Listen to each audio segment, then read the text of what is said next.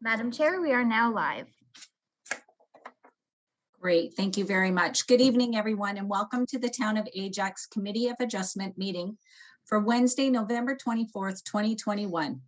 This meeting of the Committee of Adjustment is being held electronically and live streamed on the internet due to the COVID-19 emergency and requirements for physical distancing.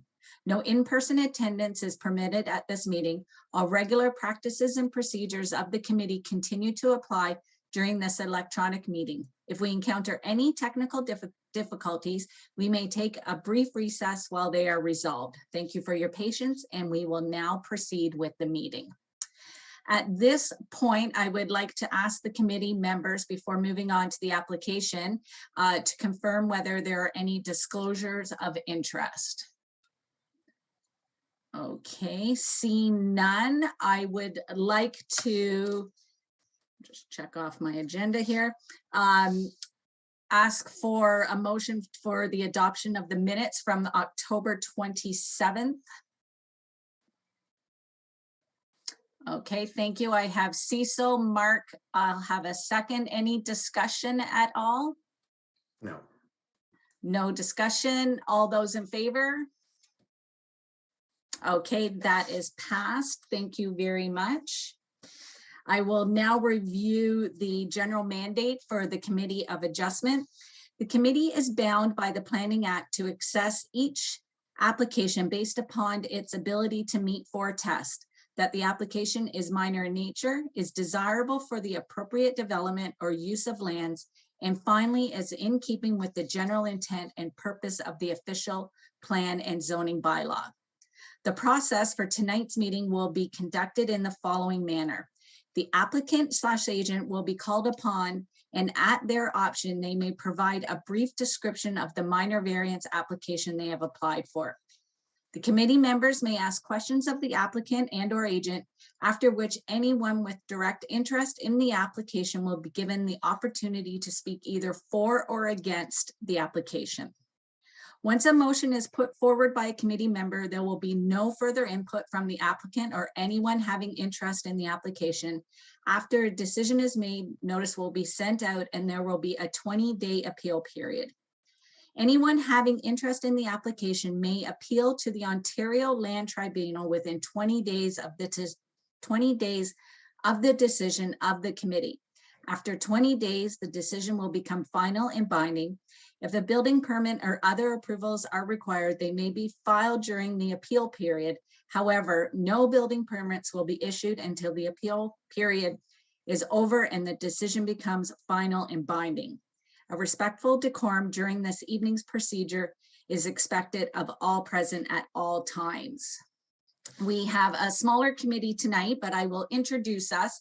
So I have, when I'm looking at my screen, I have Mark Pollock first, and then I have Cecil Ramnahat, and then I have myself, Lori Roberts, and for staff, we have with us Eric Simpson, who's a senior planner and acting secretary treasurer, and Sarah Moore is the acting manager of legislative services and deputy clerk.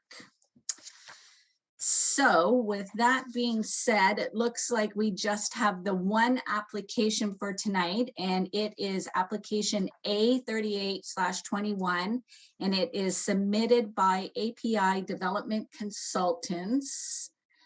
The application is requesting, and I'm going to read the three things on the application. So the first one is to permit a minimum of 195 parking spaces for the hotel, where bylaw requests 222, to permit a minimum of 2 loading spaces, bylaw requests 3, and finally to permit a minimum length of 10 meters for each loading space, and bylaw requests that it be 15 meters long.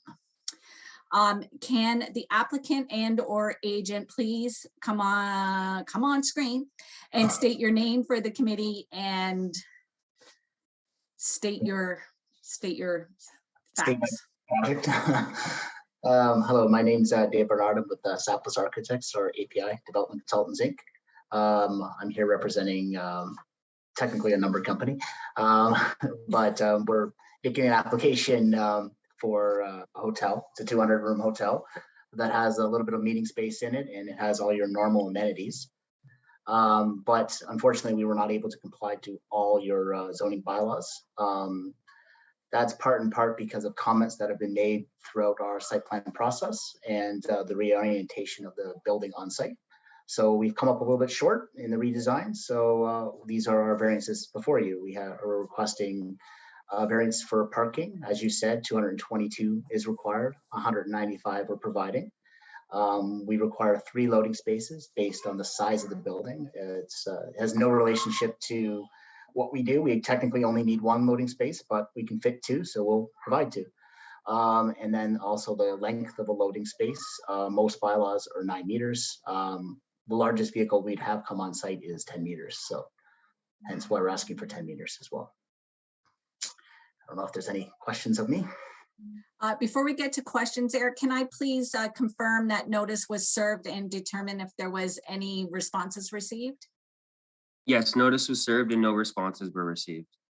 Okay, and to committee, is there any questions that anyone has?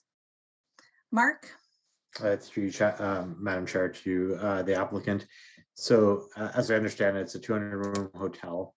And 195 parking spaces. So, quick math, obviously, if all rooms are filled, likely there'll be 200 cars plus staff.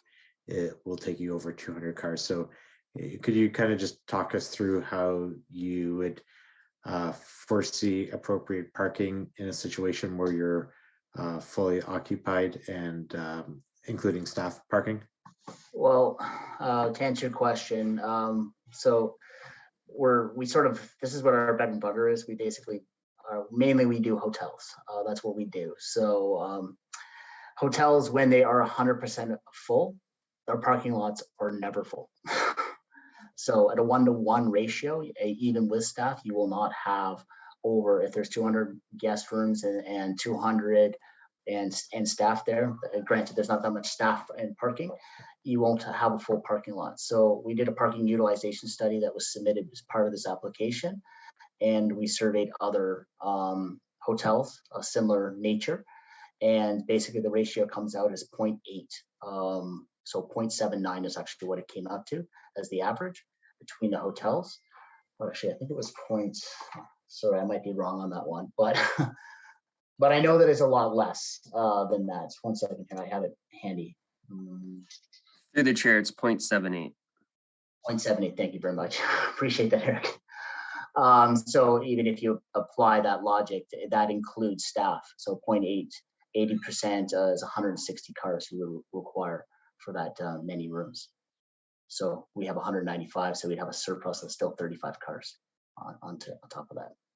Yeah, and that's good. That's really good context, and I trust the study. But just as out of curiosity, I spend a lot of time traveling for work purposes, and it's the overnight parking accommodations that seem like the parking lots are full, right, when people are not out during the day. So I would assume the study takes that into consideration, but can you just talk through why you wouldn't have 1-for-1 parking in the evening? Why would that wouldn't be necessary? Well, rooms are also sometimes you travel with your family, right? You have 5 people in your family, you're taking 2 rooms, but you only took 1 car, right? You travel for business, same thing. You travel with a colleague. Well, I travel with my colleague. I definitely don't share the room with her. It doesn't work that way, right? So there's always those scenarios that work into the mix. There's sometimes buses that come to the site. They may take up 20 rooms, right? And therefore they're parking their bus in a few parking spaces or in the loading space, or they're leaving the site. It could be a charter bus, you don't know. But those we never really, and the chances of a hotel being 100% booked all the time, it's a rarity. Hotels generally only sit at a 60% occupancy. So, which is odd, I know. We build big hotels and we don't fill them, but that's what the Canadian studies have found, that hotels sit about 57% to 64, I think it was, percent full in occupancy most of the time of the year. rarity that they're actually full. I actually am doing a hotel in Thunder Bay right now, and it is an airport hotel. And we only have 60 parking spaces for 120 rooms because it's shuttle buses. Right. Airport hotel. Yeah, that would make a lot of sense. And I think your explanation around carpooling and buses, and that makes a lot of sense too. It's very reasonable. Last question I have, Madam Chair, about parking to the applicant is the meeting rooms. So, in addition to the occupancy, I know meetings don't happen overnight when the parking's probably at its fullest. But can you talk to the capacity of the meeting rooms if you were at full?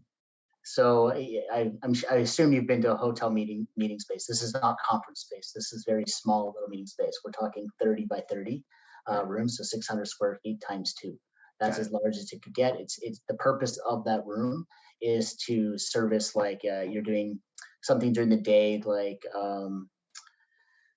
I've never had to do one, but like a training session or something along those lines, where you need to get a few people from different areas together so that you can do this training sessions. That's the purpose of it, is to generate income during your day when you're not generating income, because nobody's staying in the hotel during the day, not many people.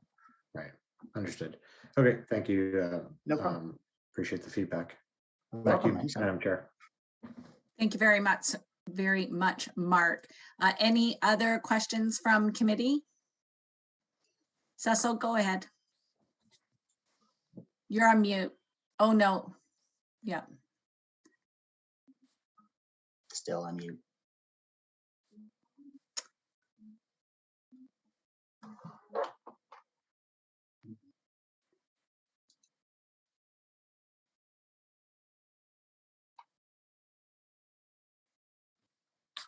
Okay, I guess you can hear me now, right? Now we can. Thank you, Cecil. Okay, sorry about that. Through the chair, to the applicant, there's a term there that I'm not quite familiar with, and I wonder whether the applicant can explain the term dual brand nature of the hotel. Certainly, that's very easy. Very easy question. Dual brand means is that it's 2 hotels in one building, so they're sharing facilities like laundry, pool, meeting space. So in this case, it's the Home 2 and a True. I apologize, I had to think there for a second. But they're both Hilton brand hotels. One's a long-term stay and the other one's a short-term stay. So it caters to 2 different markets. So for instance, someone was coming into town to work for a month, 2 months, they would stay in this hotel room because it has a larger suite that you can, relax in, versus a hotel room, which is more confined. Gotcha. So, okay. Thank you. You're welcome. Thank you very much, Cecil. I just had a question myself, and mine was also to do with the parking. And I do appreciate the explanation, because definitely the carpooling part of it, I didn't really take into consideration until you brought it up. I do wonder though, because just where it is in Ajax, we're not near an airport or anything like that. So I do still worry about the number of cars that potentially could be going into the space. However, I do appreciate what you said about that. I wondered, in our staff report, the hotels that it was compared to didn't compare to, and I'm not sure whether the applicant or staff would answer this. It didn't appear that the hotel that's by the airport was used as a comparison. And I wondered why, if that wouldn't have been, that would seem like an obvious comparison to me, and what the parking is like there. Madam Chair, I can speak to that.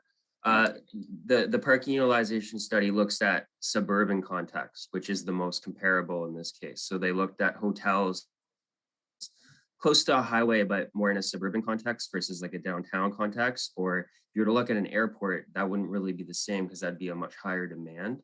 So Right. that's why it looked at situations in Markham and Newmarket.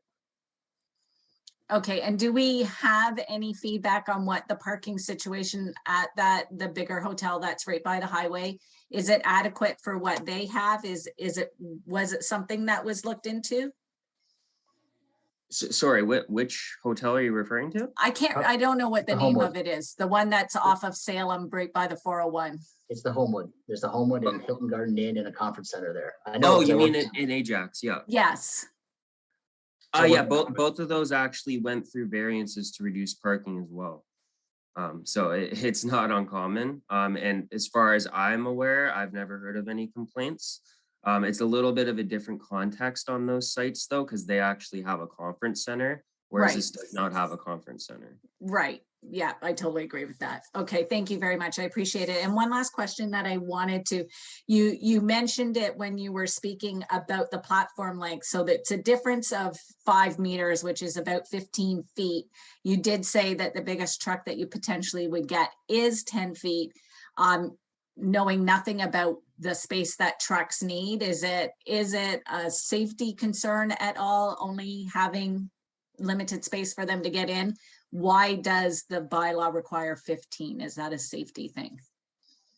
Madam Chair, so I mean, the bylaw is outdated. The TIS, well, the traffic impact study even looked at a comparison of other bylaws, and I believe it was Whippy's actually only requires 10.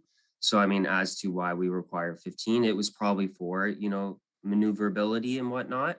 However, they provided different auto turn and truck turning movements that show that even with the 10 meters, a truck can still go in and out, maneuver, reverse without impacting any other areas. Perfect. Okay, thank you very much. I appreciate it. Okay, so is there anybody, I'm looking at who's in attendance here. Is there anybody who wants to speak either in favor or against this application? I don't think there's anyone else here. So seeing none, I would like to see if anybody wants to call a motion. Mark? Madam Chair, I move that we approve application A38/20, subject to staff's recommendations, as it meets as its minor nature and meets the other tests. Thank you. And do I have a seconder? Thank you, Cecil. And any discussion at all? Okay, seeing none, I would like to call for the vote. All of those in favor? Okay, that means that we have passed. So thank you very much. So this will now go, I always forget this part of the script and I apologize, but you will have 20 days to go to the Ontario Land Tribunal. You liked it. So if anybody, we approved it. So if anybody does not like the decision that was made, they will have 20 days to go to the Ontario Land Tribunal. Thank you. I apologize. Okay, any other business? Seeing none, would anybody like to motion for an adjournment? Thank you, Cecil. Seconder? Thank you, Mark. All those in favor? Thank you very much. We are adjourned. Eric, did I miss anything there? Did I go through all the steps we absolutely needed to before we go off air? Yep, you covered everything. Okay, perfect. Okay, thank you.